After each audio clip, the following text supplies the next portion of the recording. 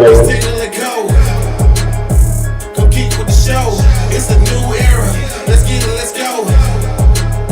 Yep, see you then. What up, Lord? What up, Lord? You can call me him. I'm Shay Dixon in the whip with them RPMs. Gotta pull up to the chat and shit out to them. They're trying to ball like Big Four, then get out the gym. Monday through Friday. When you see that notification, we about to go live. Hit this track and do you dance like you Karen Lacey. Run it back and turn Matthew to the house, baby. It's Tingle and Co. Go keep with the show. It's a new era. Let's get it, let's go. It's Tingle and Co.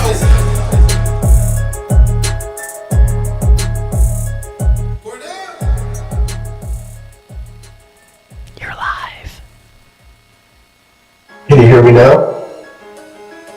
How's our audio? Everybody in the chat, let us know what the audio sounds Oh, I'm like, sure they will. as we are live. Yeah, no, they will. They'll keep us posted. Sorry for the late start. We've been doing everything we can. We're trying to stay safe in this weather, and unfortunately, we had to put Lloyd in harm's way today to get over to the studio this morning because we tried it from home because we didn't want to get on the roads. Right, icy roads. We want to keep everybody safe, everybody at home, and we had to force Lloyd into harm's way. Lloyd, are you you're doing all right over there? I'm no pussy. I got on the road. Look, I even have my camera up. Yes, I tried. We tried to set up the stream in a different way, and somehow the other computer doesn't have Zoom on it. Then we tried vMix Call, and we couldn't figure out the audio. So here I am, and here we are, and here's the show that we love to do for the people. It is. We appreciate everybody getting here this morning. Thank you for starting your morning with us. I hope all of you were safe during this Arctic winter storm that we're living through here. And I guess it's all over the country. It's not just Louisiana, it's everybody. I think it's worse up north. Because there was some... Do what? I think it's like worse up north. Yeah. I mean, I would assume, right? If it's that cold here, it'd be cold everywhere. So we appreciate all of you getting in here. As every single day, our show is brought to you by our friends over at FanDuel. FanDuel obviously does a great job. And over the weekend, we had some NFL playoff games as the Patriots and the Seahawks make it to the Super Bowl. And if you used our friends over at FanDuel, you could have made yourself some cash bet on those two teams as well. I also did take LSU to cover against Arkansas, and that bad boy cashed as LSU. I think Arkansas was favored by 10.5 point dogs the Tigers were, and they lose by 4, 85-81 Saturday afternoon outside of a good performance by DJ Thomas. We'll obviously talk about that later. But good morning, Lloyd. How was your weekend? How are you, sir? I'm doing excellent, sir.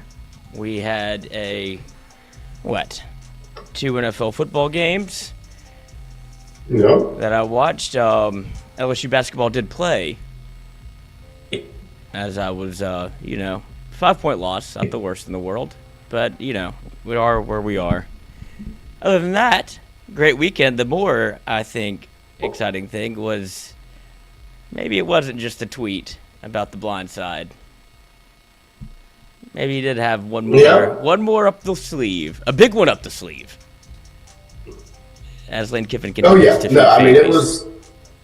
it was Friday evening, right? So I had a basketball game that night. We lose to Denham, right? It was an unfortunate loss. It was a close game, right? Lost in overtime. A really good game, but I get into the locker room. Coach Oz gives a speech, the whole thing. We go, we break it down. Tough on 3 together on 6.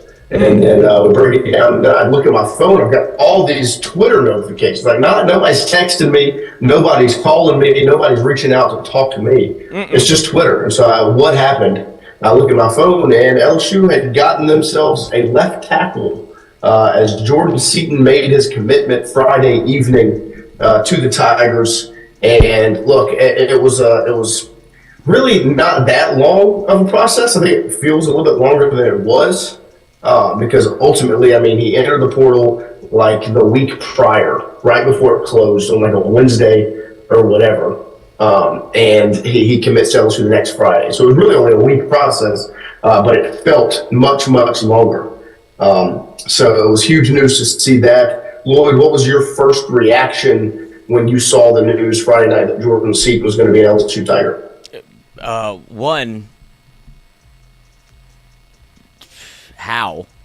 Two, it was the one get. It felt like, while Prince Umanmielen was fun, that's a great, addition to the defense that already I thought would be good, and now that makes it, maybe good plus.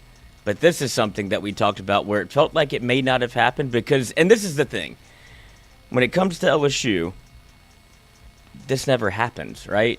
You never get all of it. Right. You get excited, you get your hat on the table, you get your name in the news, and then ultimately whether it be Oregon, Miami, somebody comes in at the stroke of midnight and takes your candy from you, and you're like, well, at least we got to entertain ourselves and be a part of the conversation.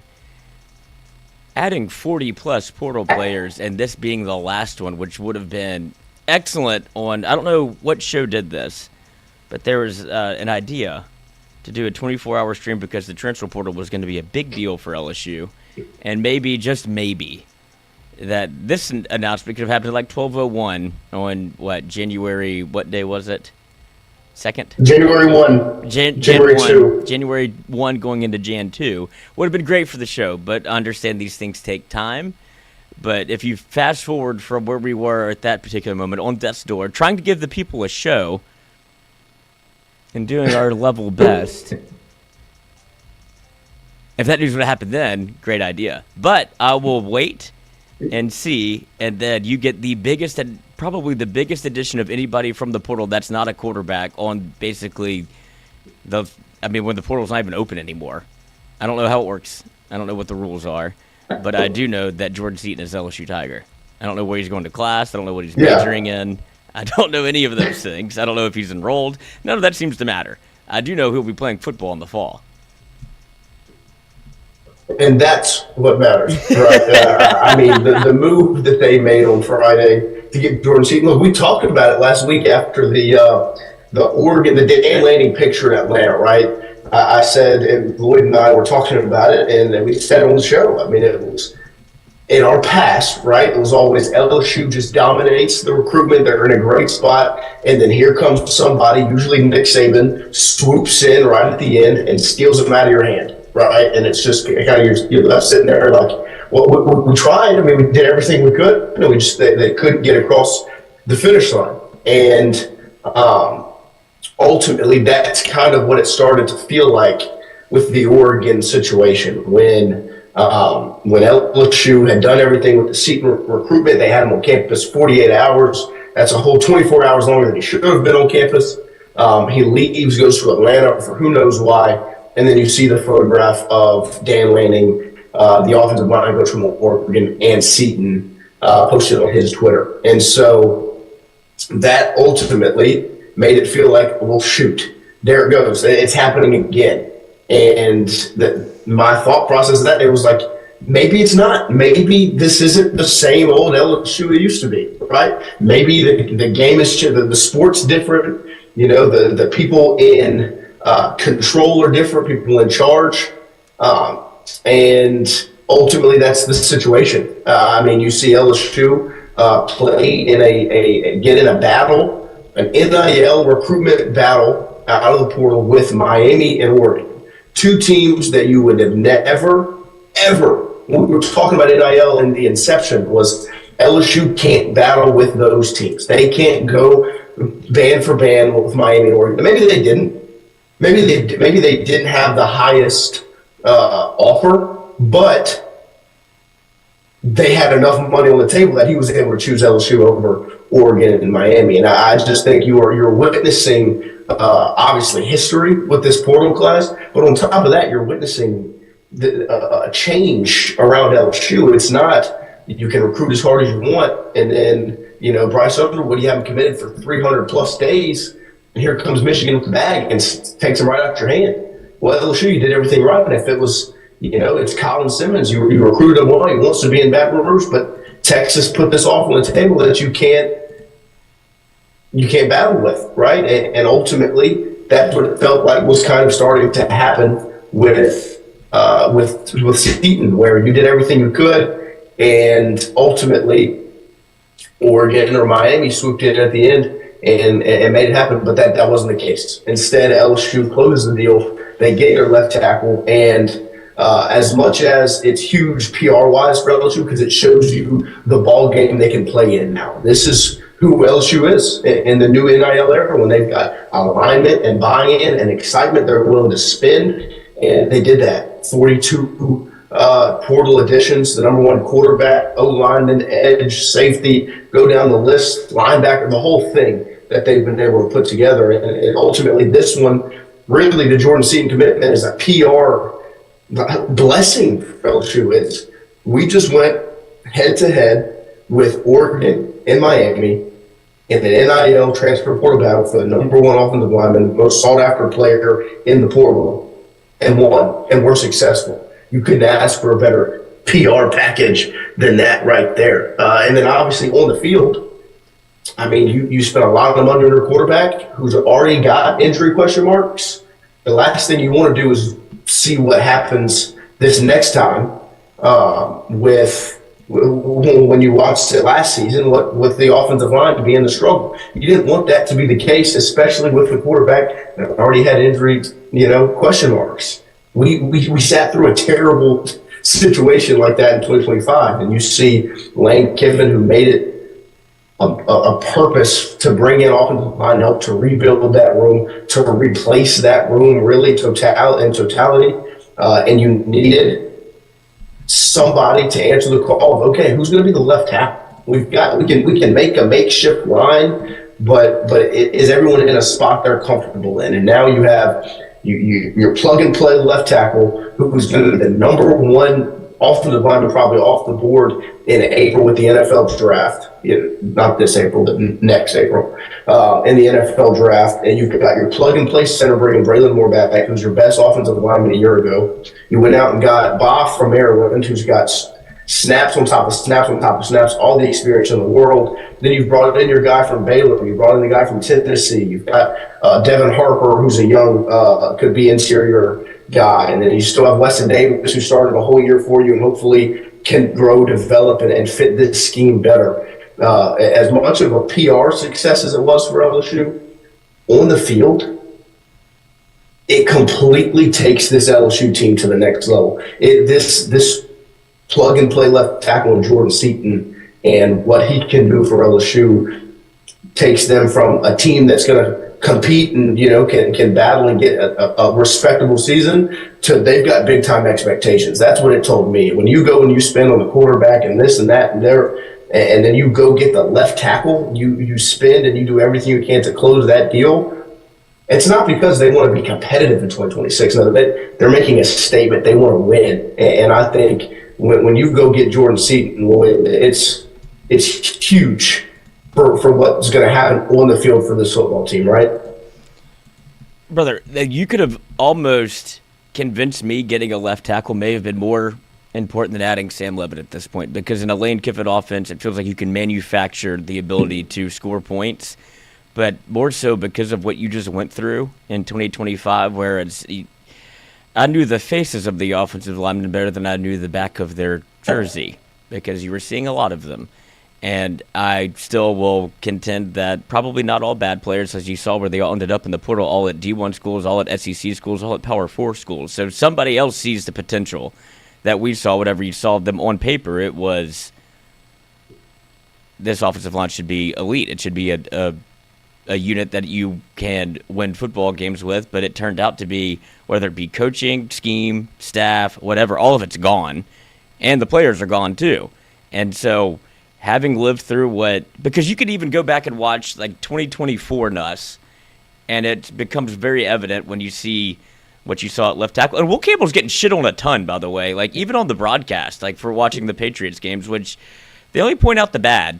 And then you watch him every other play, and he's talked about this himself. He understands it. But to see what he did at LSU, and then to see how Nuss was moving, and I can't believe you sent me that clip of Nuss throwing at the What was that? The college Senior Bowl.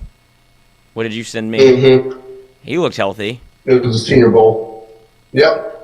And so I just would rather never see him play football again because it's a bad taste in my mouth. But to go get a left tackle, and now it feels like we talked about, if you were able to pull this off, where everything kind of now falls into place. You have Braylon Moore as your center, which is a huge deal to get him to come back. That was just another domino. When you start adding all of these things together, you almost forget all of the good pieces that you got because you've been aspiring for so much more, and now you have it.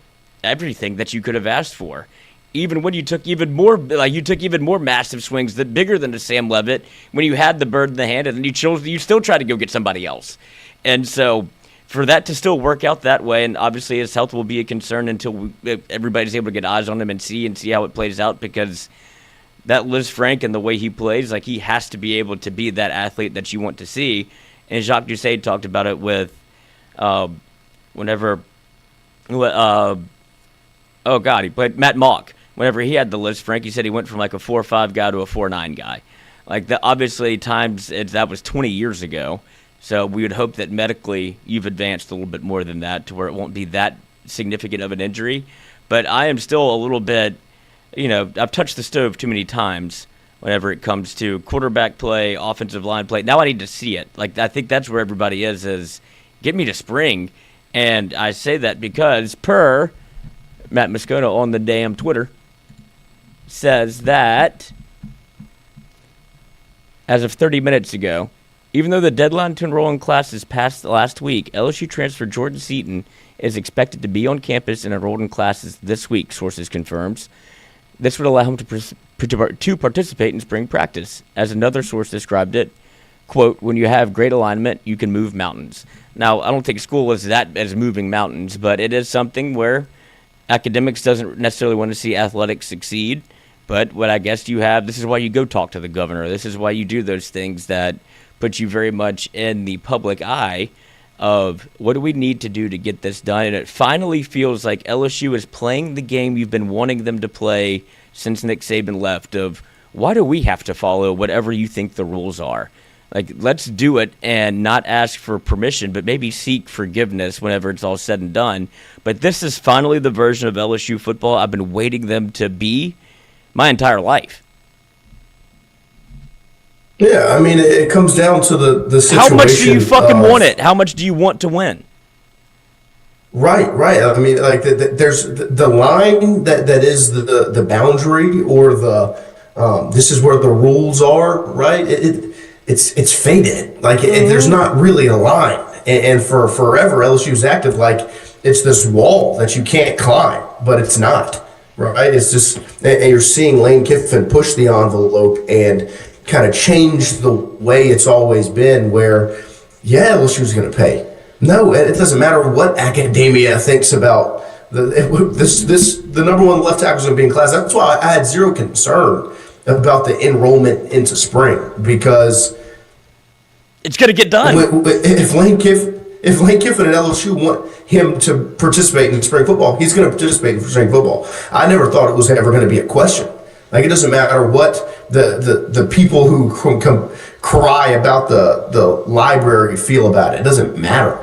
This is the number one left tackle in the country, and the head coach wants it to happen. They're going to make it happen, right? And that's what they did. They're finally acting like the power that they are. Right. You're no longer this sleeping giant. You are a giant. Act like a giant. Do things that the Giants would do. If there's a situation that football can take care of and handle it, right? There is no rule about if the head coach can get on a plane and fly to Atlanta or Tennessee. So guess what? Get on the plane and do it, right? Play the game that everyone else is playing. Act like a power, and that's what they're doing. To see these two commitments that have gone down to the wire for the number one quarterback and the number one offensive lineman, two of the most sought-after talents in the portal, to see your head coach get on a plane and fly on a whim to meet them, to close the deal. It's a breath of fresh air. I know I said that a bunch last week, but it's so refreshing, because that's who LSU's supposed to be, right? It's supposed to be like, Oh, no. We're going to go close this deal. We're not just going to lay down and let Miami or Oregon come in here and bully around. No, this is who LSU is. They're a power, and they're going to get on the plane and they're going to fly to Atlanta and to Knoxville and close the deal like a powerhouse program would. That is the most refreshing thing, because it felt like LSU for the longest time was, like I said, like hat on the table. You're around it, but you're not doing it. You're seeing other, like, why can't that be LSU? Why can't that be you?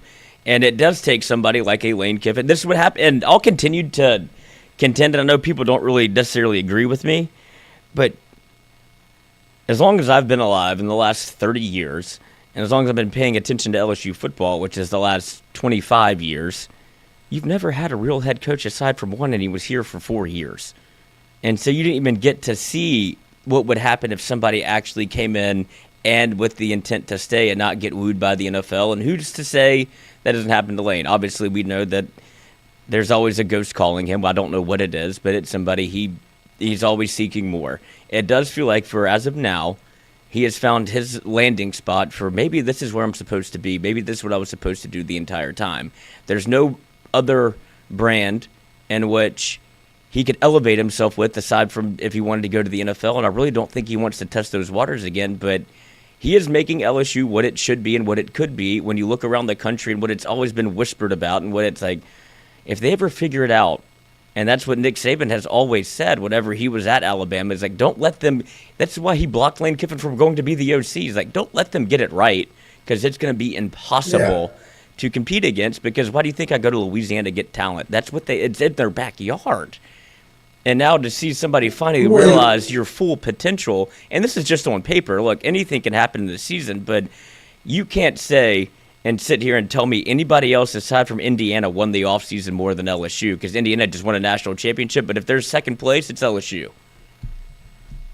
Yeah, I mean, look, and the other thing was everyone around the country wanted this to be a failure. I mean, it was all pushed back against when Lane left Ole Miss to come to LSU. It was set to be a disappointment. Everyone was expecting it to be a disappointment. The expectations were so high because everyone wanted it to be a failure.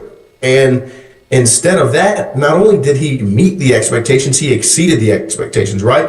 He left Ole Miss to go to LSU to compete for a national championship, right? And the pushback, well, here's Ole Miss. They're in the semifinals, against whoever, man, Miami, to play for a national championship if they win, the whole thing, right?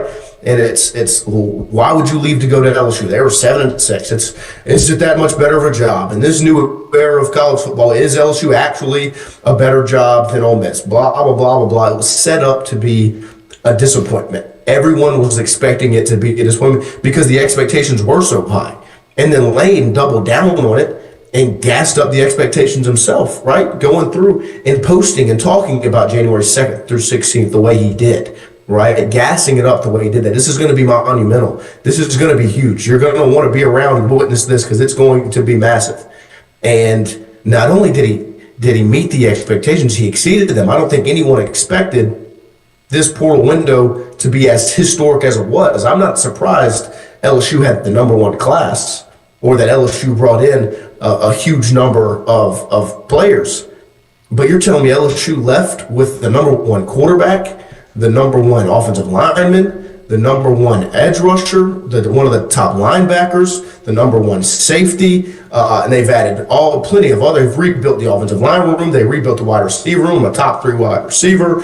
And on top of that, they retained Harlem Berry, Caden Durham, Trey Green, DJ Pickett, Whit Weeks. Go down the list of players that they retained and they held on to on top of this class. I think what LSU has done over this last month, right, and 2 months, month and a half even, has been absolutely monumental and has exceeded the expectations many set. It is a huge punch back to the national media and all the other people that were looking at Lane and LSU and saying, you're an idiot. What is he doing? LSU's not a better job than Ole Miss. Well, watch this, right? Well, sit back and watch this drive. That's what Lane Kiffin and LSU just did. Oh, I'm telling you, it's different. Well, how different is it? It doesn't. Is it different? They're 7-6, and Ole Miss is in the college football playoff. Well, watch. This is why it's different, because there's the alignment, there's the buy-in, there's the excitement, there's the number one high school player in the country sitting in my office and waiting for me when I first took the job, and then he goes out and dominates the Under Armour All-American game, right? And then I turn around, I put together this portal class, and then when that wraps up, I'm driving down to New Orleans. I walk into Brother Martin, and I got the number one wide receiver in the country for next season that I can sit down and talk to, right? It's just different. And Lane Kiffin made it like a motivating factor to send a message back that, no, I'm not wrong. This was what I was saying was not a joke. This was not PR of gassing up the fan base and the donors, right? This is how I feel. This is what I believe in. Everyone that says I'm wrong, watch this. And they had to sit back and watch Lane Kiffin close out the LSU's recruiting class, and then on top of that, retain the defensive coordinator who was being courted by two top 10 top D1 programs. That one of them was a playoff team. LSU held on to him. One's his alma mater. Won that battle.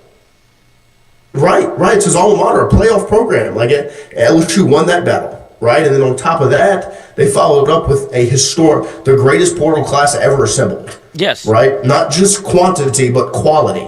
Did you bring in 42? Yeah, of course you brought in 42 at an average rating of like 87.7. So not only did you bring this massive number of players, you brought quality of player, and then you follow that up with what he's done in recruiting. I mean, it's just been an absolute message that he has had on his mind to send to everybody that has pushed back against his decision, and it really is refreshing as an LSU fan, because when we talk about fit, right, the word fit gets thrown around a lot when you talk about LSU's head coach. Mm-hmm. Do they fit? Can they deal with the this, that, and the other in Baton Rouge, Louisiana, right? Can they handle all of that? They have to be from the South to do it. That's not what fit is. Fit is care. If you care about this job, if you care about what LSU has to offer, if you care about the people that support you, all of those things, if you care about your job, you will fit into Baton Rouge, Louisiana. If you care about LSU, you will fit as the LSU head coach. And so far, through about 2 months of being on the job, I don't think anybody's cared more. I think care is an understatement. Yeah. Right? You've never... That's the... Obviously, going from what it was to what it is now is a absolute... I don't know if it's 180 degrees, 360 degrees, 720 degrees, whatever you want to say. It is the polar opposite of somebody that was absolutely coasting on the job versus treating this... Not like LSU was going to move the mountains for me. I will push LSU to get to the spot that it's supposed to be. Not, I can rest on my laurels with LSU, and then, every couple of years they'll win. It's like, no, this needs a total almost overhaul, because the brand has lost its identity. It's lost what it's supposed to be. It's lost its set and setting of where you are in the college football and college landscape. You see it with LSU baseball. They should be terrified of you when you roll into Omaha. Right. You look at Arkansas, like we talked about that series, and you saw whatever the light bulb went on of, oh no, it's us versus them, and if we give them an inch of life, if we let them breathe, they're going to beat you. And then you see the colors, you see the logo, you see at that point 7 national championships, and you go, we've never won one. They always do this, and guess what? It's happening again. It's happening right now to us because we can't get over the mountain. And LSU doesn't think like that. It's, no, you don't deserve to be up here with us. Here you go, kick you down the hill, and we'll be hosting another trophy, hoisting another trophy, and you'll be left there with your foot in your mouth, your hand in your eyes, and you'll be crying, and that's it. And it's like, this is what LSU does. Football should be on that same pedestal of you should be terrified, and I think that is what a lot of maybe the national pushback, some of the talking heads, they're scared of. Maybe this parity in college football isn't here to last for that long, because if LSU figures it out, and if they do have, look, the money situation, it is what it is. I have no idea how that happened. I don't know where it's coming from. I do understand that If you align yourself with the powers that be and you do it that way and you do get in that pocket, look, there might be tax to pay down the road, right? But as of right now, he needs you just as much as you need him. And that's good. That can be alignment in a different way of, look, if this works out for LSU football, this could very much work out for you. So you should do everything you can in your power to make sure that this is right because, look, you could take all the credit. I don't care. I'll have my job, I'll have my trophies, and I'll have the things that make me successful, and you get to stay in the governor's mansion. Well, and it operates like that for everybody, right? I mean, when Well, LSU certainly football, here it's a little bit greasier. Right. But no, I'm saying for everybody in Louisiana. Louisiana is different than everywhere else. Yeah. It's just different because when football's right, Everything's right. Everything is right. You know, like if you're the governor, you'll get reelected because football's winning, right? If you're the school, you'll get more enrollees because football's winning. If your local businesses around campus, you'll bring in more profit because football's winning, right? All of those things. I mean, they went 76 and they netted $67 million. They won 7 games and they netted $67 million. What do you think could happen if they win 11 of them? Right. What do you think could happen if you get a home playoff game, right? Like it's what you say. The rising tide raises all ships. That's what LSU football is in Louisiana. It is the tide, right? And that's it's kind of funny to say it like that, but it is. It will bring everyone up with it, and you're seeing the buy-in. You're seeing the alignment. Go ahead. Well, I was just gonna say it's okay to say the quiet part out loud. Of look. We're not here to play school. The most important thing can be the most important thing, and people can call it trivial, silly, like this is what moves the state, and this is what matters the most, this is what brings in the most income, the most revenue. It may be a game to LSU you. Athletics kicks back money to the school. That's what I'm saying. Right? Look, I know that not everybody else operates like this, but this is the way that we do things here. So, sorry about it, but it's finally... You see somebody approach it that way with like, well, why aren't y'all treating it as such? If this is the most, it's very easy that 1 + 1 = 2. So let's stop trying to change the math around how your state operates. Look, yeah, the most important thing is football. Okay, we're there. Let's start treating it like it is. Like you could even go to, look at New Orleans when the Saints win. Crime goes down. Like it really does affect people in their day-to-day life. And as silly as it may seem to the 49 other states, fuck you, you're not our state. This is how it goes. And it's very refreshing to see somebody operate under that guise of, if this is the most important thing, let's treat it like it's the most important thing. Like, let's not overthink it here. We don't have to fix the library. Nobody gives a shit. I want to see the football team win. I want to go to a playoff game. You see the season tickets get increased since 2019 when you did what a national championship, and now you go 7-6. Greatest team of all time. Yeah, and of course people are going to want to buy tickets to 2020, but then you see like that falls apart. But then you see like this concerted effort to make LSU what it's supposed to be, and like I said, I think that's why there's been some pushback of why did Lane Kiffin do this? Like certainly this can't. This is bad for the sport. Like you're goddamn right, it's bad for the sport. Good for me, but bad for you. And like they're scared to have a power because like, oh, it's fun to see Indiana win. Like, sure it is, but you still need the boogeyman, and it feels like LSU has finally stepped up to the plate to be that. Where it's, they have, like Oregon doesn't have the nuts to do it. It's like, oh, it's a fun brand on the West Coast nobody thinks about until you see the cool uniform, and then it's like, oh, that's a fun little gimmick they've got. LSU could be something that is. To what you saw with Alabama. It's like, what was Alabama football before, from Bear Bryant to what? Until Nick Saban, it wasn't anything. But then you see what happens whenever you become an absolute force.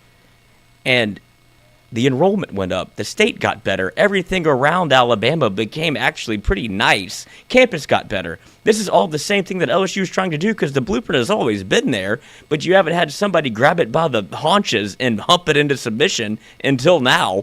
And now you're seeing, like, this is what we're doing. We're going all in on what people care about, and it should work because I've seen it work at a podunk town in Alabama, much less, like, clean up the Burbank. Clean up the campus looks. When I brought Poge back to LSU's campus. It's not very pretty right now. The weather's bad. The lakes are awful, but they're going to get better. And guess what? There's more money coming in to make them better because the football team is going to be good.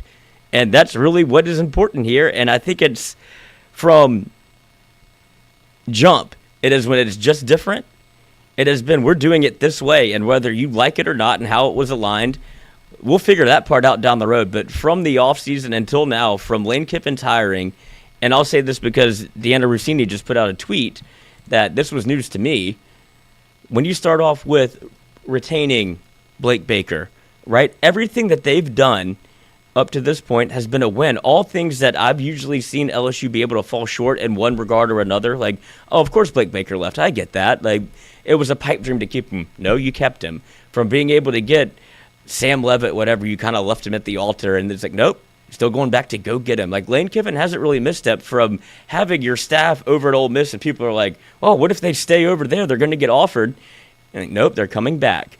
And you see all of those things, and it's like, oh, man, maybe there really is something, too, when a head coach puts all of his focus and power into what that job is.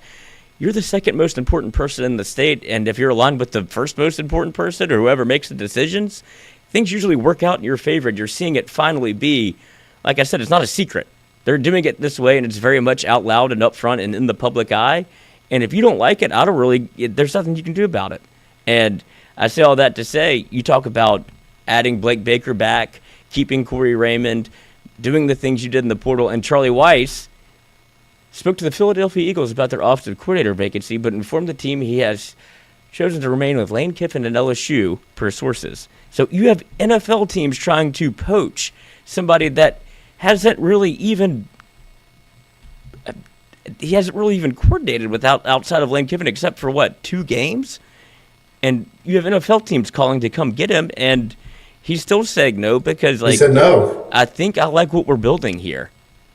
Same thing with Blake Baker. You could see him come back for another year because, where am I really looking for? Like, I know I want to be a head coach at some point in my life, but right now this might be the best gig I got, and it's because it's a great gig.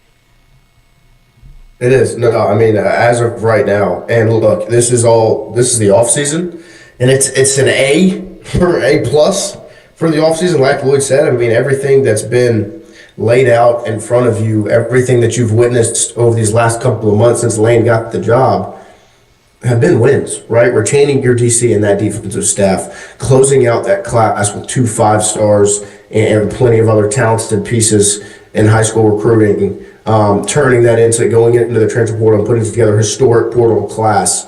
Everything that we've witnessed has all been a massive success, right? Just from an off-season standpoint, you cannot underappreciate what you've just witnessed, and that turns on the field. And look, like I said, with this move to get Jordan Seaton, that is a massive on-the-field win because it helps protect your quarterback. It solidifies a position, which then solidifies a group, right? Mm-hmm. And that is one of the biggest concerns is going to be the offensive line, of course, because of what you just witnessed a year ago and what you've witnessed in these playoff level teams, like the ones we've watched over the last couple of weeks. The trenches are right? And as of right now, when you look at LSU and you look at the way this offseason's gone, I mean, it's been a massive win in that standing. And you just look at it on paper right now, it's hard not to have high expectations going into the season, but it's going to come down to what you do on the field. And that's going to be, we're going to have plenty of time to talk about that. But as of right now, if you just really sit back and admire what you've witnessed over these last 2 months, what you've witnessed since Lane Kiffin took the job, there's no way to understate how huge it's been. I just think you cannot look at it and not be impressed. Regardless of how you feel about LSU, regardless of how you feel about Lane Kiffin, regardless of how, you cannot look at it and not be like, wow, they just put together something pretty special, because that's what they did. I mean, it was a beyond impressive offseason. They've checked every box, and that's why the excitement is the level it is. And so we'll see the closer we get to spring football to look at these guys on the field, because I thought Wyatt had a really good Twitter post that he put out on our page the other day that essentially said it was a question to the masses Tiger Nation, with the roster locked in, what is your biggest concern for LSU football in 2026? They got 102 responses and a good number of quote tweets as well. I'm going to read through a couple of them.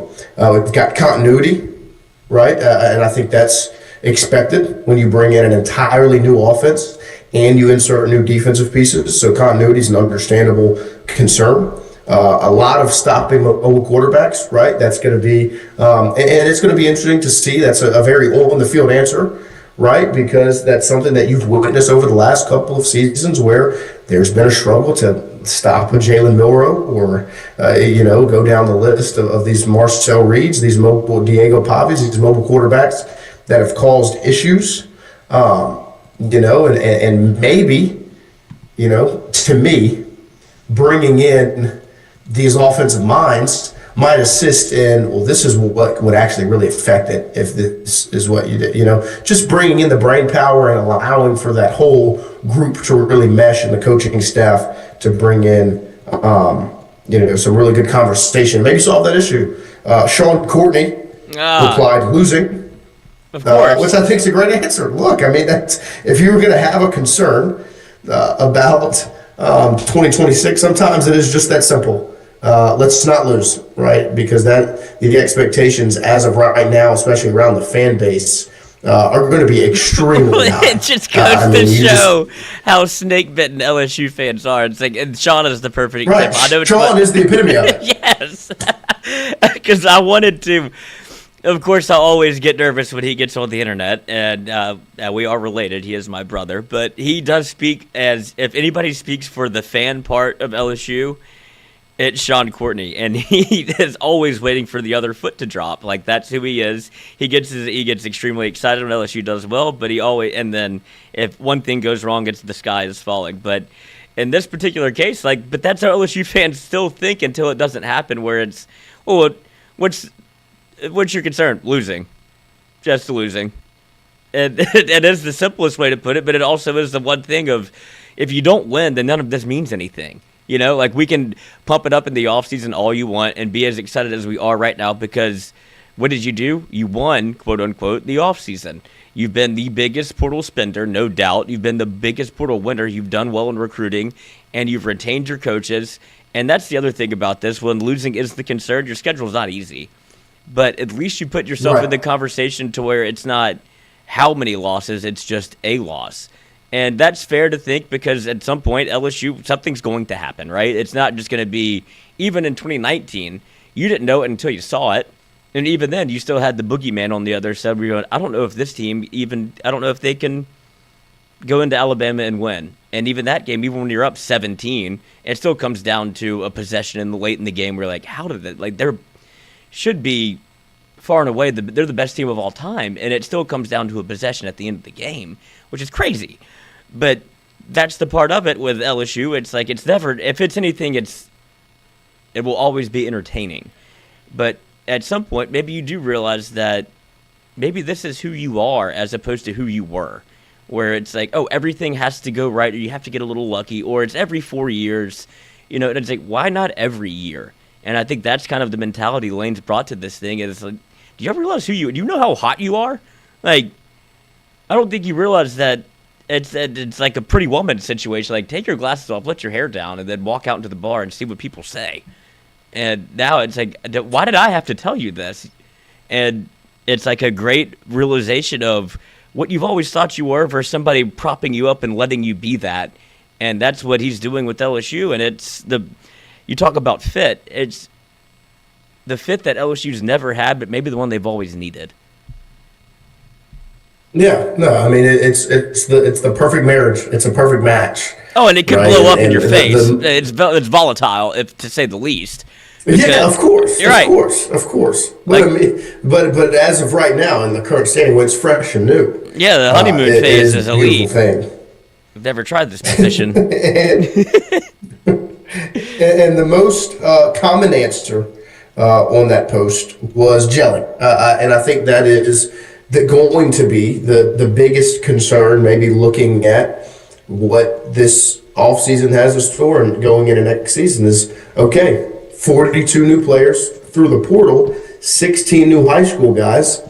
You've got your returners as well. I mean, that's 58 new people walking through that door just from a roster standpoint. You've also got new coaches on both sides of the ball, the whole thing, and so the gelling aspect is extremely important because you've seen in this portal era, there have been situations where it doesn't always work when you bring in just these large collections of talent, right? I mean, they don't always gel. I thought personally LSU's roster last year did a pretty good job of gelling as a unit, as a team, right? Even with the new guys that had been brought in, it was only 18 of them.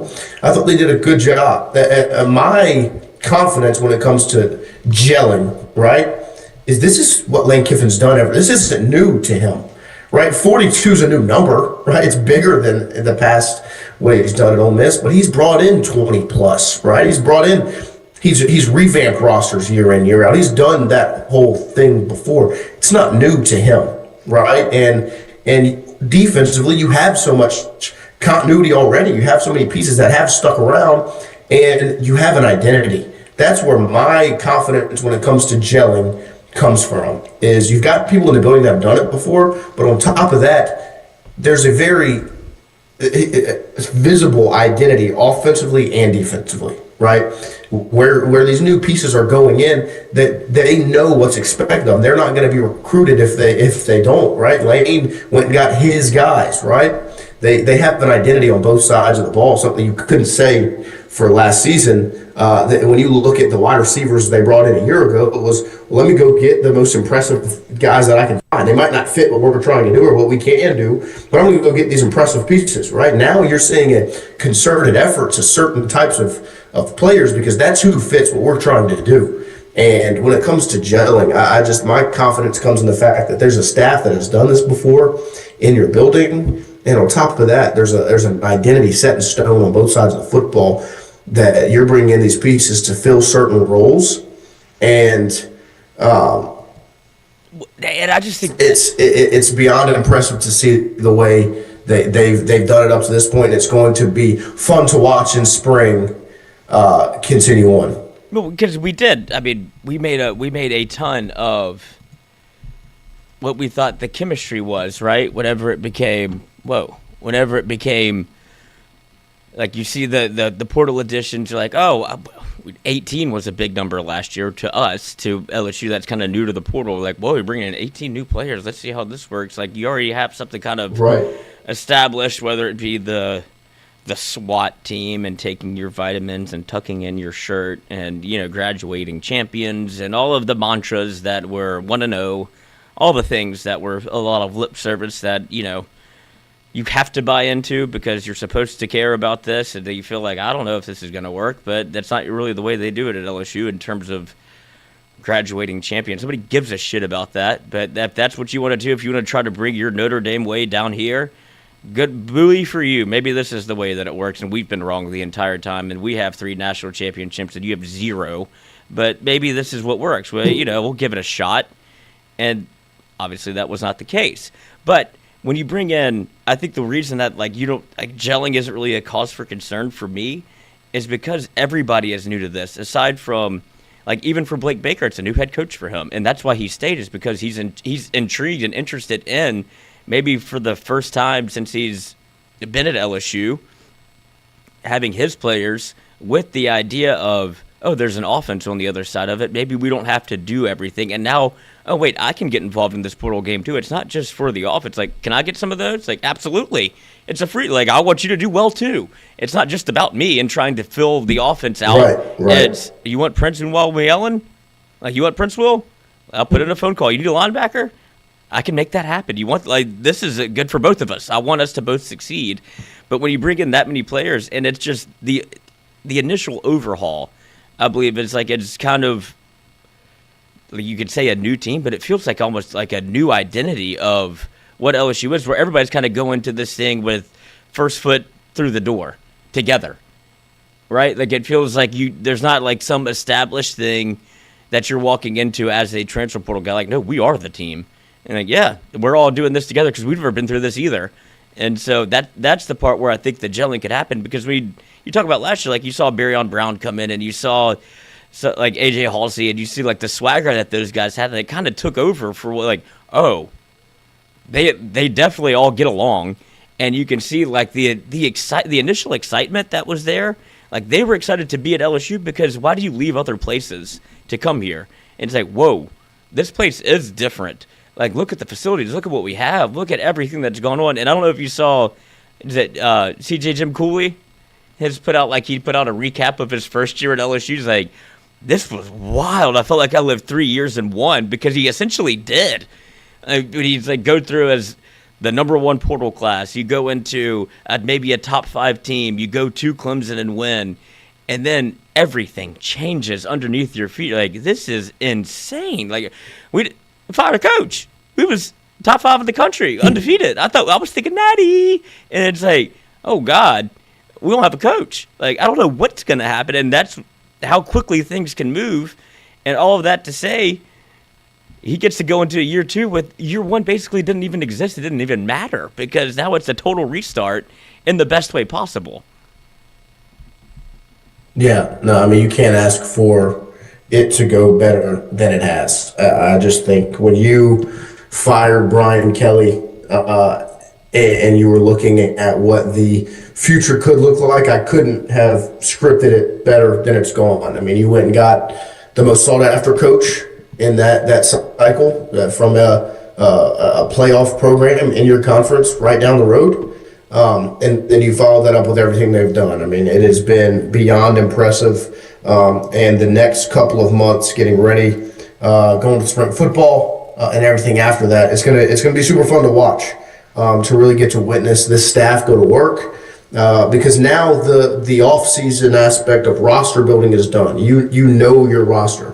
I think I included it in the document where there's I think Zach Nunez posted it on his Twitter. Just the entire the additions that LSU's put together. I mean, like I said, 58 new players coming on to LSU's roster through the portal and high school recruiting.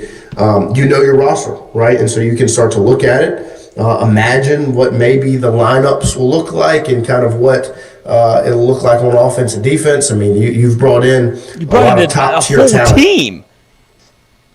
I mean, yeah, these are the portal commits. This isn't even including high school, right? This isn't even including Lamar Brown and Richard Anderson and Deuce Geralds and Trenton Anderson and Bryson Martinez and Jabari Mack. I mean, those guys aren't even on here. This is just through the portal. But I mean, you had to rebuild your offense entirely. You've added a lot of key pieces defensively, and they're on special teams as well. I mean, you had to rebuild this team, and they've done it. They've done it extremely well. And it's going to be fun over the next couple of months to really see what it looks like, the on the field aspect to finally come around, because that's the other foot that's going to drop, right? That's what everyone's kind of waiting on now. You were excited about what we just witnessed, okay, but now you're looking forward to, all right, well, what's next? But you can win the offseason, and it's huge. What you've done in the offseason, you've won it.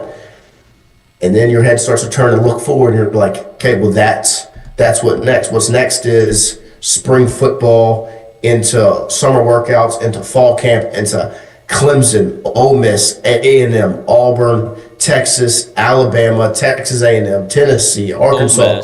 Go down the list of this schedule you have in front of you. That's what's next. And I think that's what, when you get away from the excitement of the offseason, that's what starts to tamper people's expectations, maybe when they look at what is in front of them, you know? And it's going to be exciting.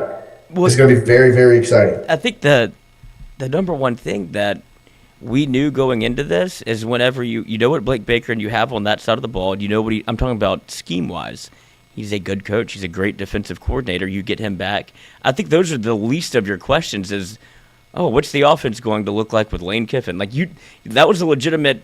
Anybody else that said, like, what's the scheme? What does that look like? How are they going to gel these two things together? Like, oh, let's see if this works in the SEC. You don't have any of those question marks with Lane Kiffin because, A, he is, if not the most revered mind in terms of putting points on the board and being offensively driven and a system that works.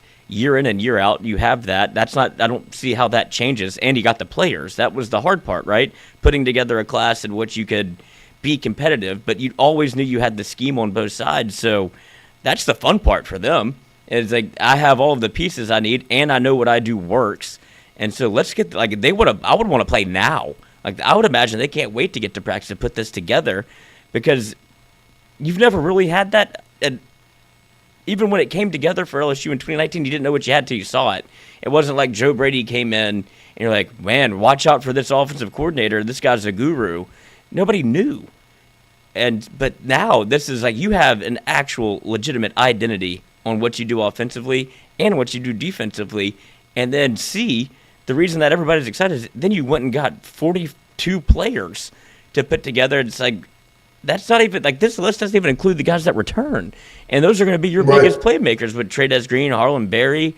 Like, keep going down the list of also on the defensive side. It's just, buddy. Like, how could you not be excited? And then you see what you have, like, dollars to donuts. What Lane Kiffin does offensively, he could have done he didn't need to add all of this. This is all lanyap to him. And it's, that's why the expectations are so high, because he's like, I have the scheme, now I have the players, now I have the staff on the other side. Like, this all makes so much sense to be excited about, because if you're LSU, you've never had somebody that's come in. When Brian Kelly came in, you're like, watch out for his offense. It was like, oh, he puts offensive linemen in the league, and you might have a good tight end, but he's a real program overhauler, and he'll be able to, bring you up from where you were. Like, you were in the depths of hell, and now he's risen you up to be competitive again. But it wasn't because, oh, man, his scheme is something that you have to watch out for. Now you have somebody with a legitimate offensive mind, and Blake Baker on the defensive side that legitimately could be the best coordinator in the country. And you go, whoa. Like, that's why I continue to say people are scared, because this could all be very pretty for everybody in Louisiana. And if you're not an LSU fan, it is something where you're like, this could be like, watch out, because On3 just came out with their top 25 way too early list. And I'll ask you, where do you think LSU ranks on the composite way too early top 2026 CFB top 25? I mean, personally, I don't know how you put them outside the top 10, but I think a lot of people are going to do that just because of the fact that you're doing it through the portal and it's all so new and changing.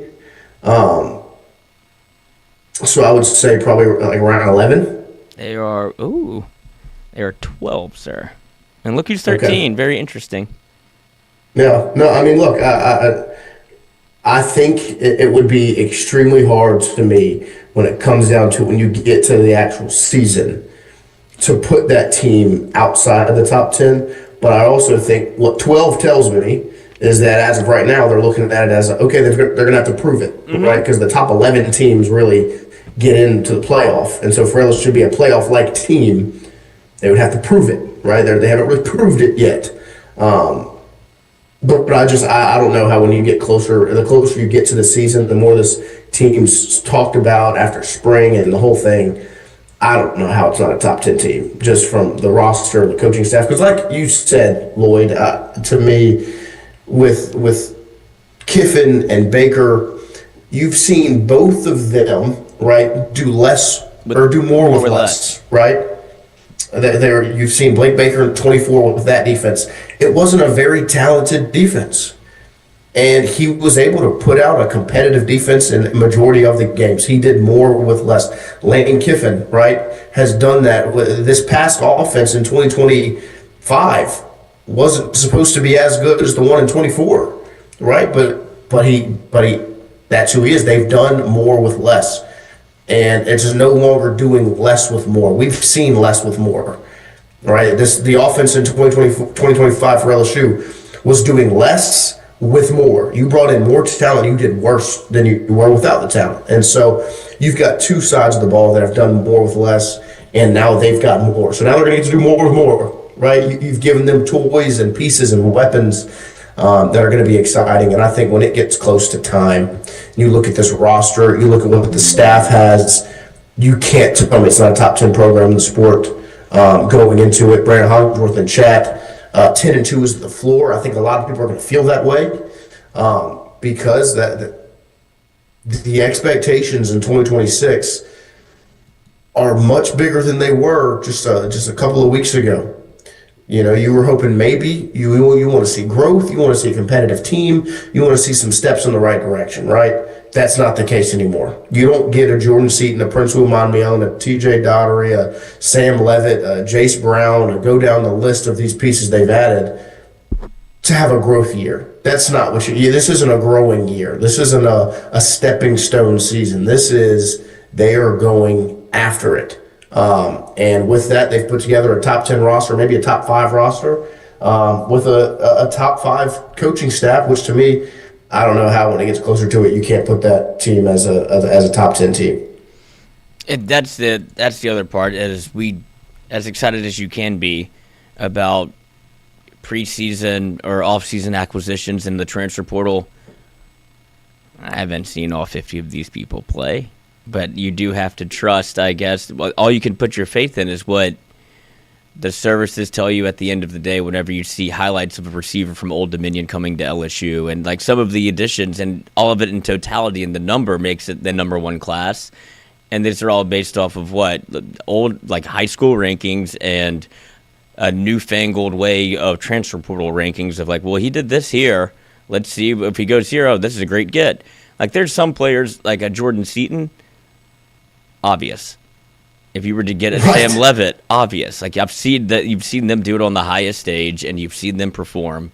But when it comes to like these, the 15 to 20 guys that you add into a transfer portal class, like even when Barryon Brown was added, it was okay.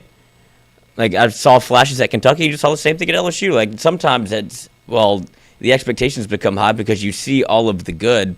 You want it to be able to fit, and it feels like they went and got players that fit what they want to do.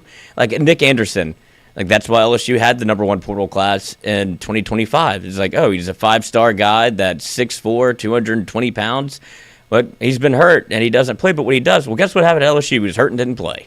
And so, and like when you bring in like a kick returner, a special boy. Xavier Thomas? Right, like you didn't expect Xavier Thomas, well, you didn't expect him to be the receiver he was, because like, oh, you needed a punt returner, you went and got a punt returner, kick returner. And it's like, actually, he's probably, it turns out in 2025, he was your best weapon offensively, like because Aaron Anderson gets hurt. Barryon Brown, you can't figure out how to use him. You don't have a running game. Caden Durham gets hurt again. And it's like there was a lot of injuries and there's a lot of things that didn't break your way, but it's so hard to decide or distinguish like, oh, it's the number 1 portal class just because people are telling you it is. I'm ready to see it. Well, and I would say even to that point, I mean, you paid Garrett Nussmeier, right? Who you had witnessed yourself on your roster a year ago. And you paid him to come back for a big role. And things happen, right? Injuries or whatever happened, and you didn't get the player you thought you were paying for, right? And like that's the aspect of the year you're getting into. But like you said, they've stacked the deck from a talent standpoint to where we've identified players that we like that fit what we do, and if that one doesn't work, we've got this guy that's going to get the opportunity. And I think that's where the exciting part is, where it's like, okay, well, while we wait for Richard Anderson to maybe get to the point where he can get some real run, we went and got Stafilian Green from the portal from Clemson to come in and be that mature guy that can hold it down while some of these younger pieces like Gerald's and Anderson work their way up there. You know what I mean? You hold on to those pieces. You go get a Blockton out of the portal, right? If Deshaun Spears doesn't take the massive jump that you expect him to take going into next year, where he can step up and be an every down star guy, that's why you go get a Ty Benefield and you get a Fahim Delane as well. Like you go add these pieces because you want to have as many weapons at your disposal as possible that fit who you are. And they found people that fit who Blake Baker is, that fit who Lane Kiffin and Charlie Weiss Jr. are. And now you're going to see him get on the football field. And that's the part, like you said, I haven't seen a lot of these guys play. A majority of them haven't played the same level of competition they're going to get ready to play against. Even when you look at Jordan Seaton, I think he's, like I said, I think he's the best offensive lineman in the country, right?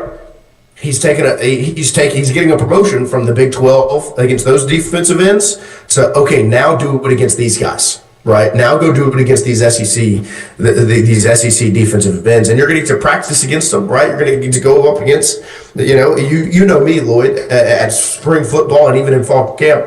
I love to watch the trenches get to work. I mean, it's going to be must-see TV. Prince William Monmiela versus Jordan Seaton at practice. Mm-hmm. Right before they even get in Death Valley. Right, it's going to be fun to watch a Jordan Ross against these guys. Against a Devin Harper. Right, you're going to get to watch DJ Pickett go up against these new wide receivers. This whole thing, I mean, it's going to be fun to really get to watch them play football, because that's the next step. Is you've seen the highlight mixes, you've seen the fun clips from the other schools they were at. Can they do it in the purple and gold against top tier competition? And this is where the iron sharpen iron conversation comes in, where you see Kayshon Boutte get a score touchdown on Derek Stingley 2 weekends ago.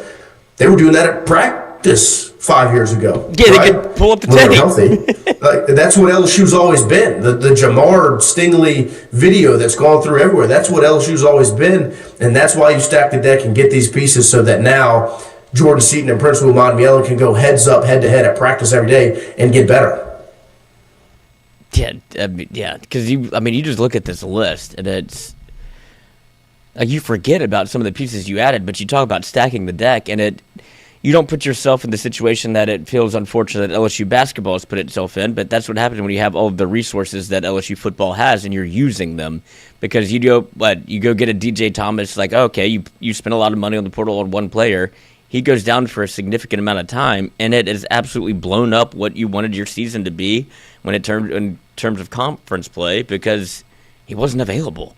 But LSU football goes and gets Sam Leavitt, and if he does get hurt or if he's not as healthy as you want, well, here's a 5-star backup and a guy that a lot of people wanted out of the portal in Landon Clark. That's, okay, I see it, but it's at Elon. It's like, well, yeah, but he didn't have to come in and play right away. There was a real spot of this transfer portal offseason where you're going, well, if you put him in Lane Kiffin's system, it's like you don't even have to worry about thinking that way anymore. Or when you go get Leonard Fournette, it's like, well, go put him on kick return on the first play of his life, because like this is there to save my job. Get all spring. Yeah.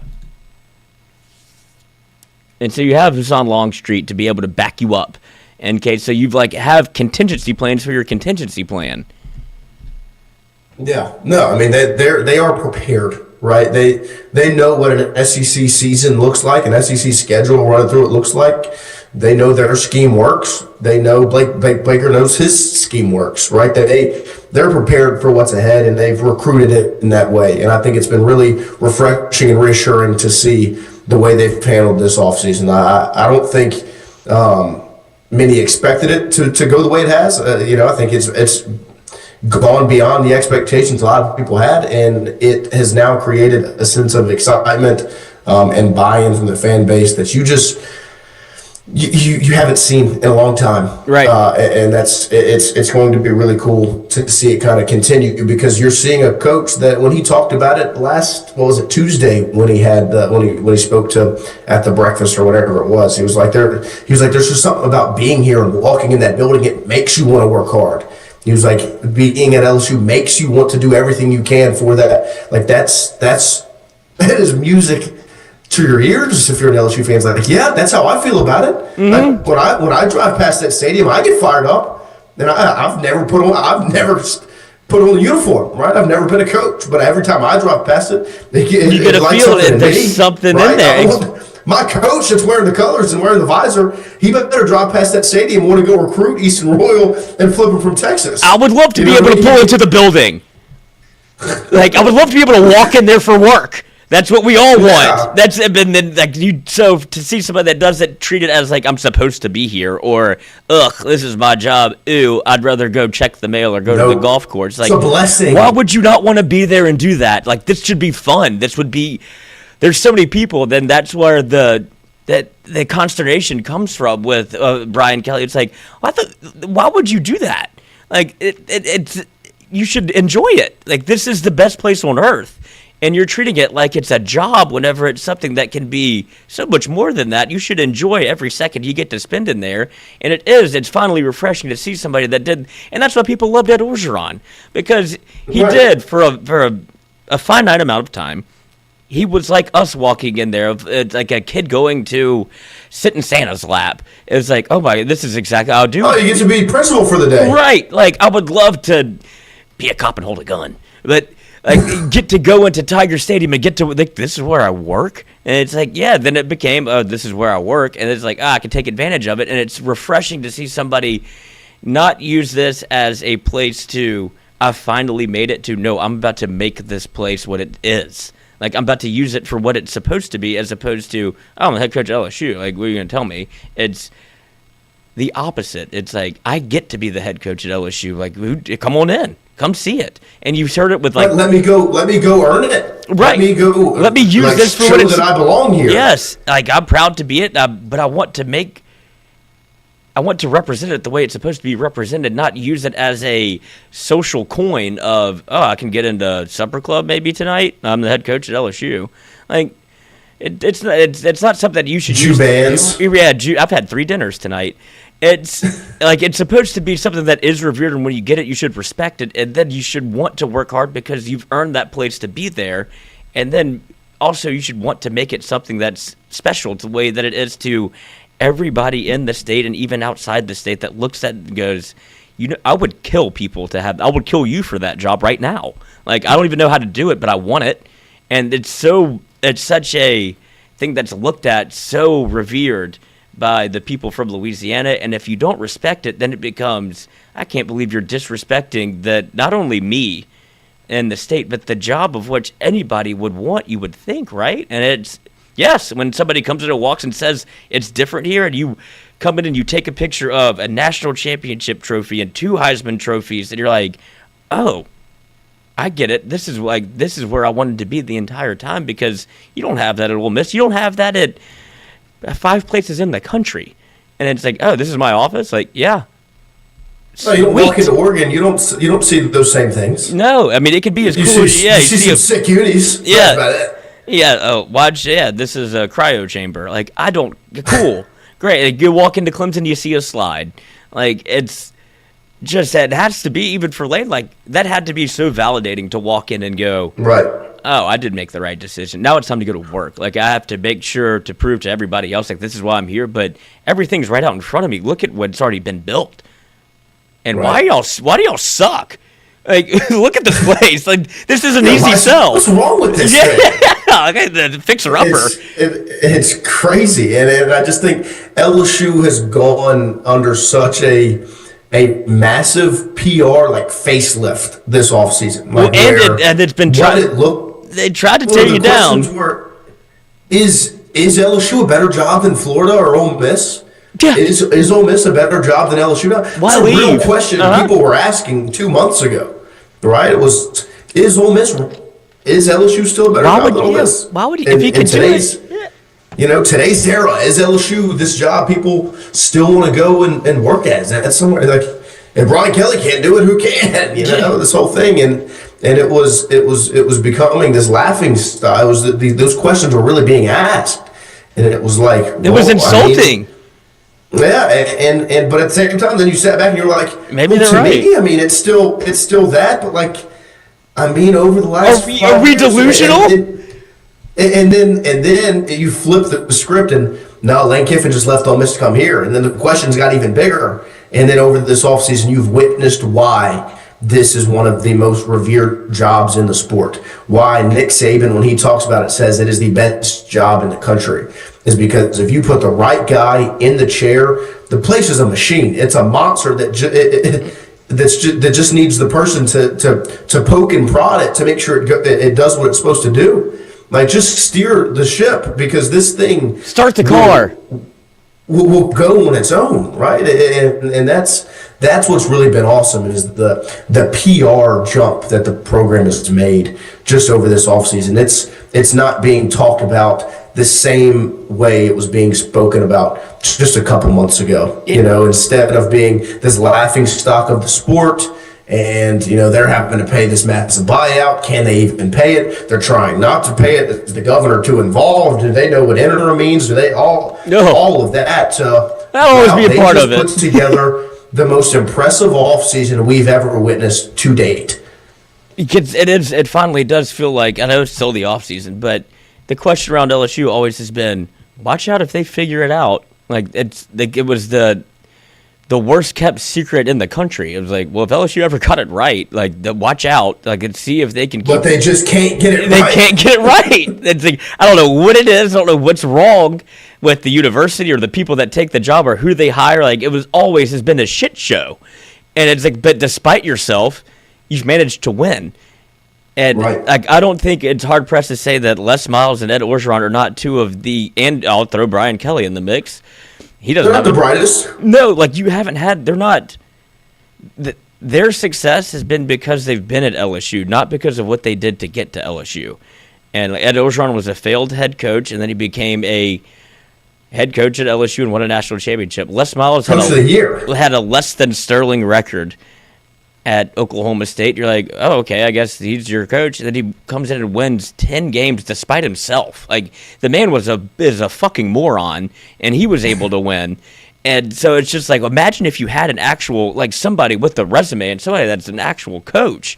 And like, well, they can't figure that part out. They can't, whether it be government gets in the way, they don't have money, whatever, or not a good fit, or something's in the water in Baton Rouge to where you get there and you turn toxic.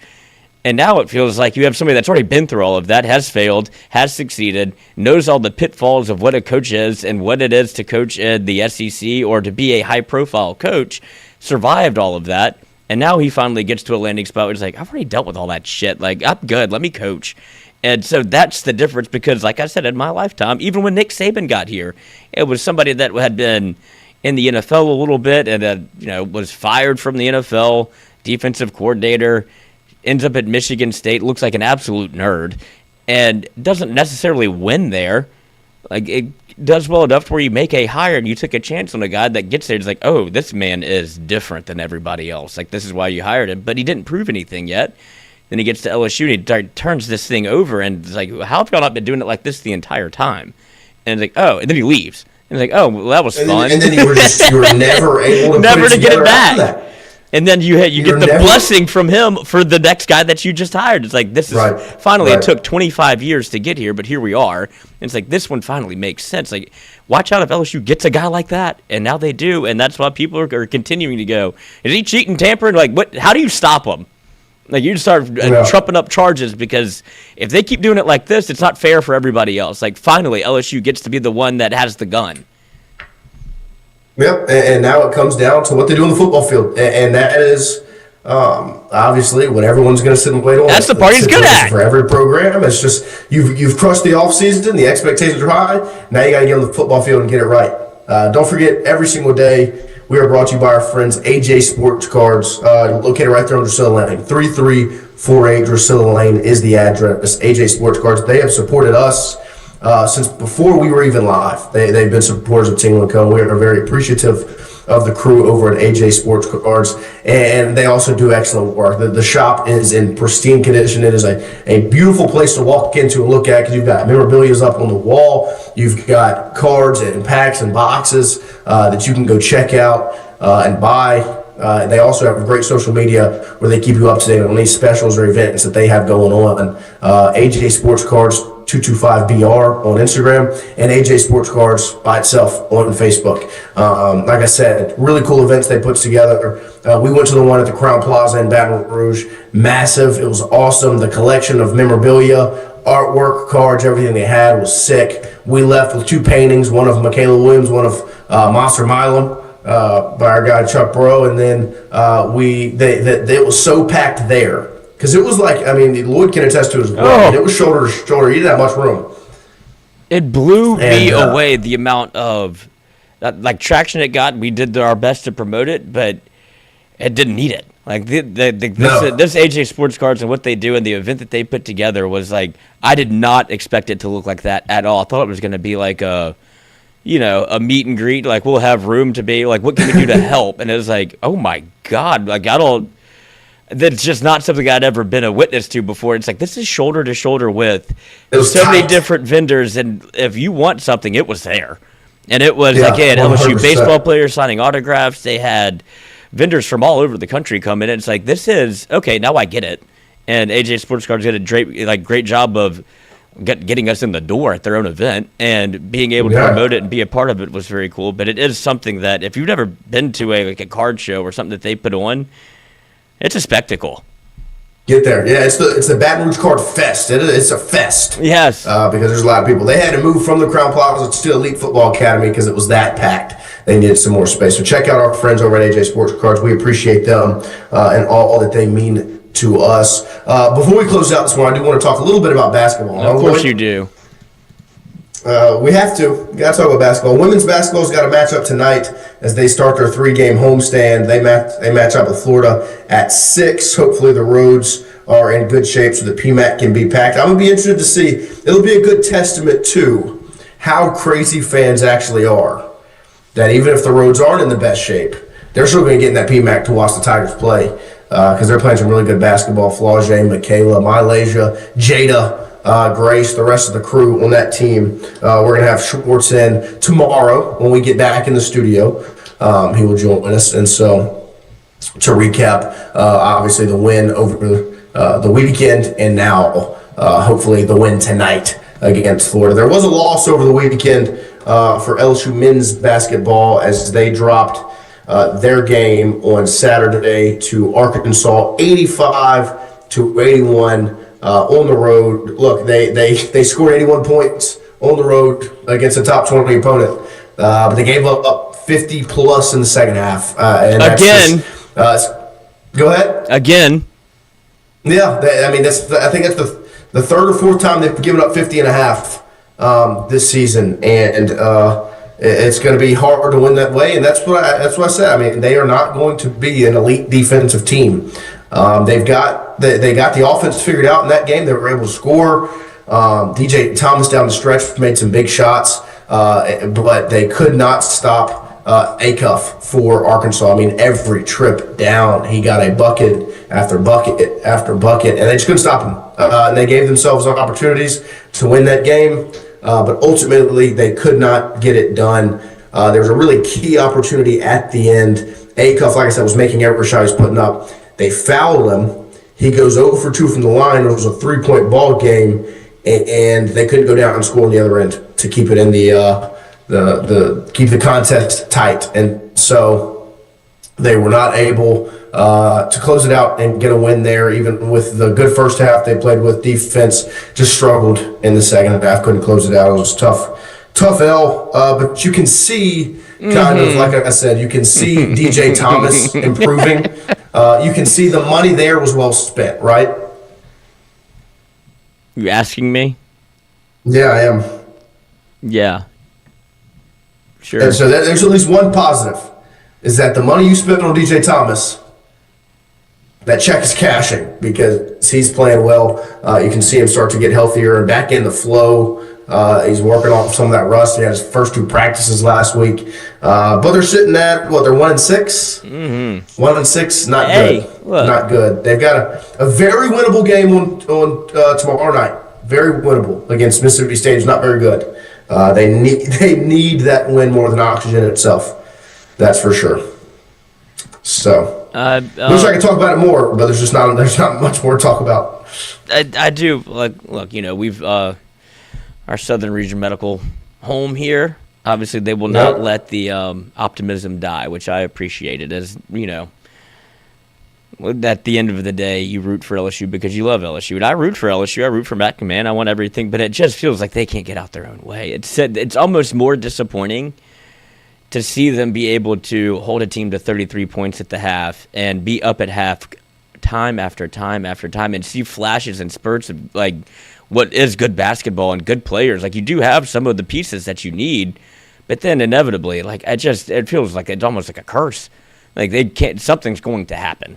And it's like, and down the stretch of that game, it really wasn't anything they were doing. Like, to me, no, it just feels inevitable. It wasn't like, they're just losers. No, I mean, Acuff went 10 for 11 down the stretch, making tough shots. I mean, the one at the buzzer in the corner 3. I mean, Thomas is all over as Acuff flares out. He's all over. He's got his hands up and he drilled a shot. You know what I mean? Like, that's a 5-star freshman that is a player, and you don't have those guys that can go down and make that same shot. And so it wasn't even that LSU got in their own way really down the stretch. There was a guy on the other team that was just better than everybody that you had, It just it sucks. It sucks. Like, that's the part that sucks is it feels like they just can't get over the hump of becoming because they're competitive. It's not like they're getting their doors blown off every time they go out on the court. And really, if you look at it, I mean, like the first SEC game, they lose by 3 to A&M without DJ Thomas. And then the South Carolina game, just straight up disgusting, right? Vanderbilt, they go down, they come back, but that one's the loss. Then you lose to Kentucky at the buzzer. You beat Missouri. You get handled by Florida, and then you lose this one close too. Like it's not like they're just like drastically worse than everybody they're playing.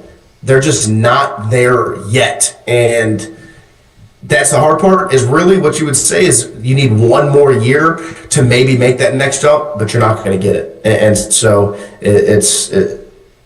that's the part that I think is unfortunate, is that they do run into some bad luck, but at the same time, they haven't made the jump. They haven't, you saw growth from year 1 to year 2, then you didn't see the same growth from year 2 to year 3.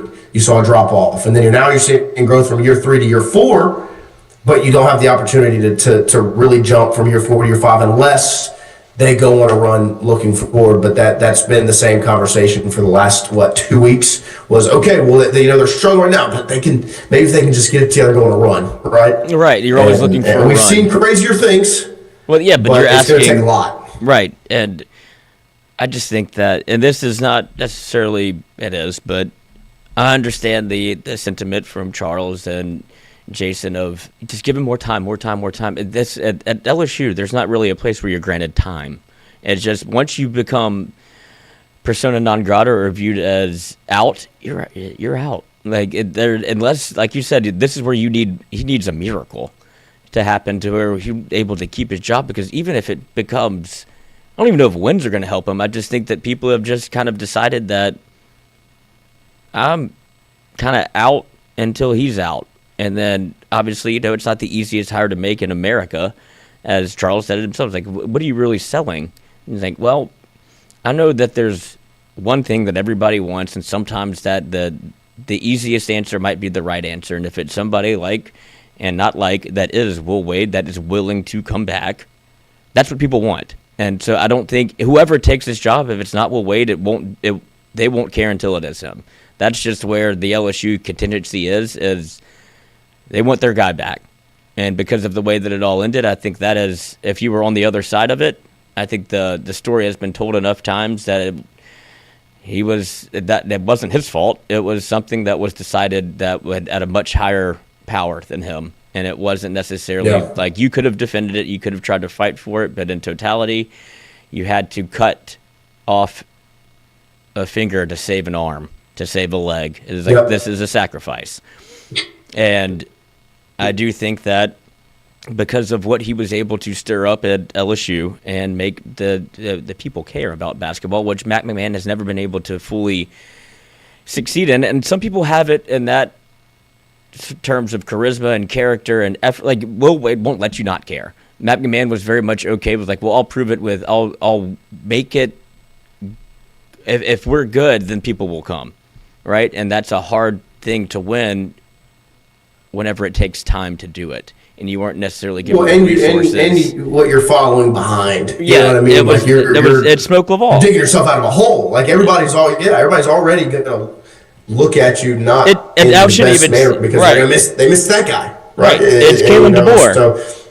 And this is without Will Wade winning anything. Right, and this week is a huge week. They have, like when I say they have to go 2-0 this week, if they don't go 2-0 this week, they've got Mississippi State on Wednesday, not tomorrow, Wednesday. Then you could go on the road to South Carolina, right? Those are two. Mississippi State is 10-10. South Carolina is 11-9 on the season.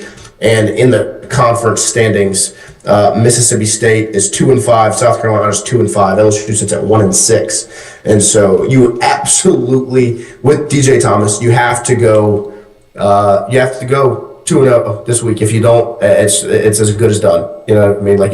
And I know a lot of people already feel that way, and you're not wrong. But if you're going to hold out hope, you have to go 2-0 this week. You can't not. So big week for LSU men's basketball, and also LSU women's basketball. They've got a 3-game homestand that starts tonight. So some exciting stuff there as baseball also creeps closer.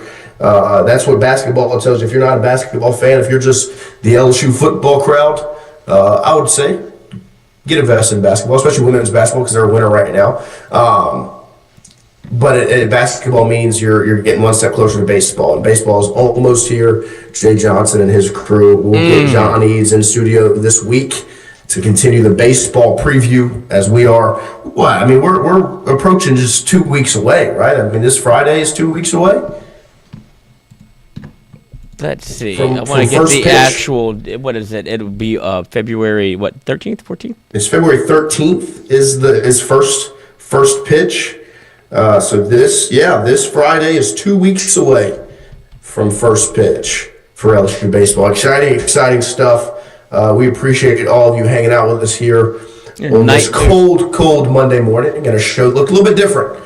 Lloyd, thank you for getting over to the studio this morning, sir. Absolutely. All your hard work.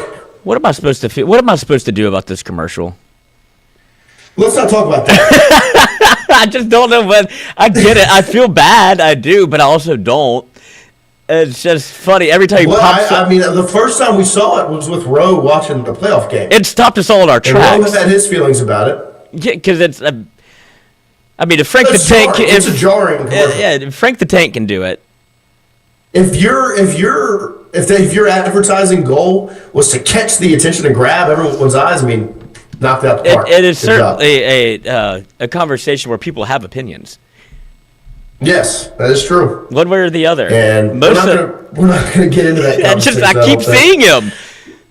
You can't escape it, but you can avoid the conversation. That's for true. Sure. Sometimes you can punt. Yeah. Sometimes you just need to not talk about it. Yeah. Well, here he is again. I hope he's doing okay. Nice.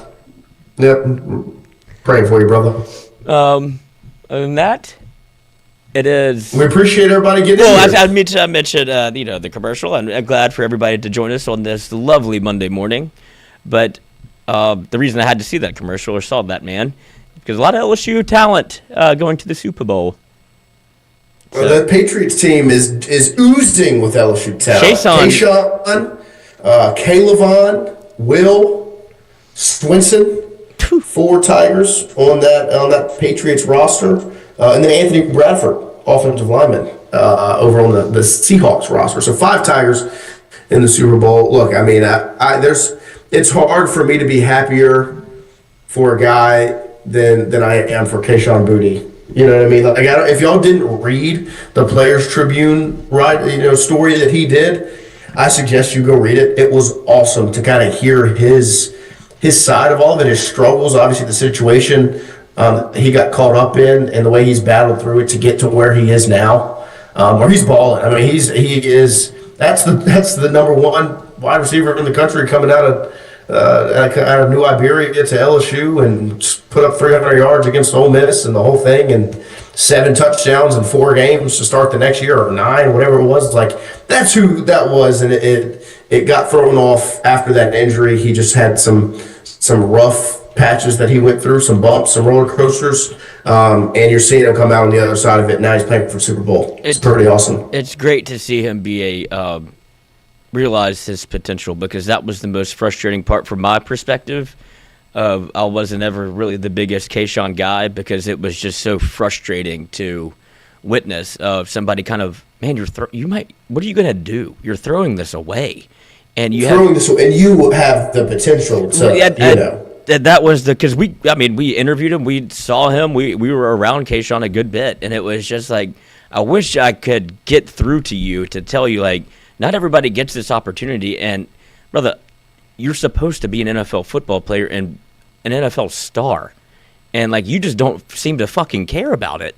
And it was frustrating to watch and witness, and then just see him kind of fade away. And good on the old, that's a Bill Belichick pick if I've ever seen one, is 6th round Kayshon Boutte. Like, if he figures it out, he does. If he doesn't, it doesn't matter. But now you have a legit 1 as a 6th round pick, and obviously all the things he went through, all self-harmed. Like, he did this to himself, but to see him come out the other side, Right. which only he could do. So it's good to see the maturation of somebody that legitimately should be a number one on an NFL team, and now he gets to go to a Super Bowl and gets to live the life he was supposed to live. It's good. Yeah, no, I mean, and same thing for a guy like Caleb Von Chason. I mean, he's a first-round pick.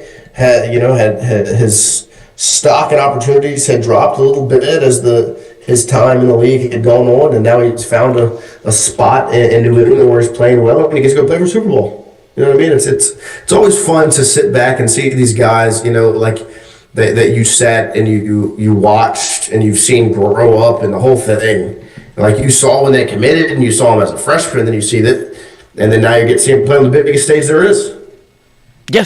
That's what I'm saying. You like to see the reclamation of it all, because it was, like I said, Yeah. it was frustrating for me seeing it from a third party. I couldn't imagine being him. And then to realize like what was in front of him, and now to be on the biggest stage of them all. And I mean, I'm not going to be shocked if he balls out. Like, like this thing comes full circle and he might be MVP of the Super Bowl. I mean, he's a baller, dude. Like, No, they talk about him like he is never one. the question. Yeah.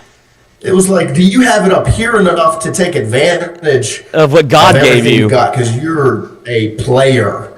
But now And it's cool it to seems like he's finally flipped the switch. And the way that they talk about him in the booth now, they're like, that's your number one wide receiver. Like, you have to put your one on Booty now. Like that wasn't with Sting. Yeah, and same thing with like whoever the number one corner is. Like, if you can take, like, you have to take away him, and it's like it's good to see him get that kind of like, okay, people are finding out. It's not just LSU that's like, man, do y'all remember what Kayshon Boutte did at LSU his first 2 years? And it's like people didn't know, and now to see him like, oh shit, he's a player. Like, yeah, and now he's getting mentioned in the booth of like, if I get a one-on-one with Boutte and you saw him against Stingley, like they're going to throw it up to him. Drake May, also legitimate competitor. I don't know how Tom Brady feels about it. I mean, he is a player. That throw, I think it was against the Bills earlier in the year to Stephon Diggs on the sideline where he's rolling out. Dude, when I saw that one, I was like, okay. Yeah, he's got it. Close the case. Well, and then when you get into a situation that they got in yesterday where Tony Romo was in an absolute pretzel. He couldn't decide if it was better to be in the orange uniforms or the white uniforms. He flip-flopped a couple of times, like, maybe it's easier to see your wide receivers over there if they're in that bright orange. Like, well, no, here's an advantage. You can lose a receiver in white. Maybe you can't see him on defense. And I was like, Tony, I don't know, but it is snowing a shit ton, and this is wild. But Drake May was able to use his legs. Stidham was having a good time, too. Right. Wyatt had an interesting tweet as he was watching that game. He said, this got some people fired up. He said, it's a shame that this is the third to last football game of the season. We have to watch this crap in the snow. Give me indoor stadiums and real football all day over this. Your feelings on that, Lloyd? I had this conversation with my father last night. Football's an outdoor sport. Thank you. I don't care. It's an outdoor sport. And it happens or it doesn't. And I think does that not make it more fun? Like, I know maybe the best team doesn't win. I don't know, but maybe you're the best team in the situation that you're in. I want it to be outside. Football. Exactly. I don't care if the best team doesn't win. It's part of the game. Like, if my quarterback went down and got hurt, that's part of the game. You don't get to reset it. Not what. It's part of the sport. Is that, guess what? When you're growing up, you're playing outside. If it's raining, you're playing in the rain. The team that might win might not be the better team, but it might be the team that can run the ball better. Right? Playing in the snow, I mean, so be it. It's a dream.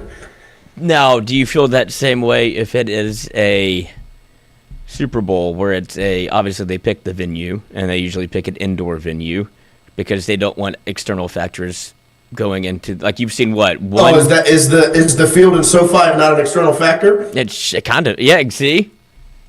The Sodfather. I just, like, you've got teams that play on certain fields all year. Like, I don't know how I really feel like if it should all be indoor. It shouldn't be all indoor or all outdoor. But, like, to me, I mean, it can't be all indoor. Like, it's an outdoor sport. I would prefer. It always has been. I would prefer to see every team have an outdoor, but some domes work. I get it, but it is interesting to see, like, the last time a Super Bowl was played in the rain was when Prince was alive. Like, and then they're like, it was forever ago. Yeah, like, we can't do that again. Like, sullied the experience for some. I was like, I don't think so. But then you had, like you said, you have SoFi. Is that good for Odell Beckham? It ruined his career. And then you have the turf is too slippery, and think you did too much to make the grass good. And so, like, these are all things that, like, you can try to control it as much as you want. But, yeah, if it's a home playoff game and you play in the snow or in the rain, I earned this right. If I'm the Buffalo Bills I play in the snow for 5 games and it's the Jacksonville Jaguars coming up, like, sorry about it. You should have had a better record during the season. And you're starting to see it now happen in college football, where, like, Tennessee has to go to Ohio State. It's like, oh, we don't play in this. And it's like, yeah, you get your skull cracked. Like, yeah, we love this cold weather ball. Part of the game. Yeah, if you don't want make those Northerners come to Baton Rouge on Saturday night and be like, what the fuck is wrong with all these people? Like, exactly. There's our advantage. Yeah. I'm not used to that either. Me. Can't ban that. I'm the advantage. That's it. Amen. But, no, I'm with you. I'm not, you can't make it all indoor because it's part of the sport. You know? Like, that's my entire life. You know, I didn't go to a bunch of Saints games growing up, so obviously, of course, we have a dome right down the street. But, like, my entire life, football's been outside. As a kid, you play football outside. High school. You go Pee-wee football, it's at the Breck Field outside. When you play middle school football, it's at the field outside. You practice football outside. I go to LSU games. It's outside. It's outside. It's not an inside sport. If I wanted to play an inside sport, I go play basketball. Yeah. That's an inside sport. And if you play high school enough, and if you get to the point where you get to play indoors, you did something right because you went to the dome. And that's the only time you get to play indoors. That's the only time you get to play indoors. Your whole life. I mean, it is. And, like, it's like saying, you know, LSU baseball has too many weather delays. Should we, you know, what should we do without the box? It's the sport.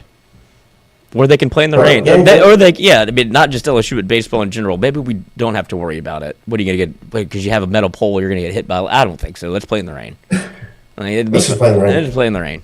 It'll be fine. Or, I mean, at this point, I'm cool with just keep doing the weather delays because it's working out well. I mean, that's the only thing that people have left to bitch about. He's checked every other box, but he's like, oh, yeah, but every time there's a weather delay, you win. Yeah, because I get more time to think. Keep delaying it. Yeah, we're ready. We keep winning. If you don't like Alec Box at 2 a.m., then you're not a real fan. You don't like the sport. One of the great. You don't like LSU. The greatest moments of the season was after a weather delay at 1 a.m. Yeah, walk off. I mean, the Bear Jones walk off where he hits a moon shot. Who gives a fuck? It's over. It happens because weather delay, and that's when the freaks come out at night. I love the. It may not be sold out anymore, but the 8,000, 5,000. Oh, it's the real fans. It's the people that are absolutely the cream of the crop. Yes, it's the Looney Tunes. They're sneaking in whiskey. They're giving it away. It's like it's like the end of the world almost. It's like these people that made it, that survived, like, oh, they all come out the like, oh, you're still here. It's like, yep. Hey. Oh, it's like a strainer. You know what I mean? Like you pour everything into the strainer, and you only keep the good. Yeah, that's what the weather delay is. It just holds ones that really want to be there. It's all it's all the people that you wouldn't. You know, it's not the best and the brightest, but God damn it, we're here. But we all get along in a different way. It's my favorite crew. Fuck yeah, where else would I go? Shit. think I'm leaving? I'm already here. What I'm watching on TV? Amen. It's the best. Well, we appreciate you guys hanging out with us here on this Monday. Lloyd, once again, thank you for working your tail off to get us up this morning. Of course, they're sorry to the studio. Put yourself in harm's way for the benefit of all of us. I'm sorry for the delay and for the people. We tried to get it working from the home studio, which we will get figured out at some point because it is a reasonable avenue to try. And Fonz is right. He's like, why don't you just do it in Discord? I was like, well, I forgot about that. So you can always be better. You can always grow and learn, but there was no way we weren't having a show because after all of the LSU news, and it felt like we just haven't talked it in a while. So LSU football keeps us going, and when there's something to celebrate, God damn it, we'll talk about it. I mean, tell you what, we are nothing if not.